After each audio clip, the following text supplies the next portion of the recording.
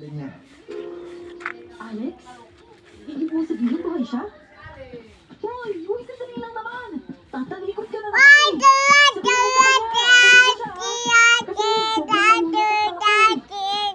Lumitaw ka naman o! Nagsasalita pa ako dito! Kagir.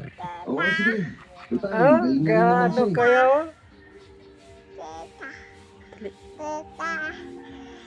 Sinundan ko na lang siya ng tingin habang patalis. Hindi At makaroon. yun ang kauna-unahang pagkakataon na narinig ko ang boses niya.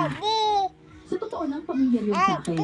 Hindi ko lang matukoy kung saan ko narinig. Kinuha ko ang pagkaing dala niya at habang umumuya, tumutulo ang mga luha ko. Oo, ano ba dyan? Ano ka na ba? Alex? Oo, ako to. Pasensya ka na, lang ako ah. Natakot ako eh. Kaya nagtago ako. Hindi ko alam nalaman yung nangyari sa nanay mo. At saka isa pa, nilayo talaga ng pinanggalingan ko. Alex! Oo,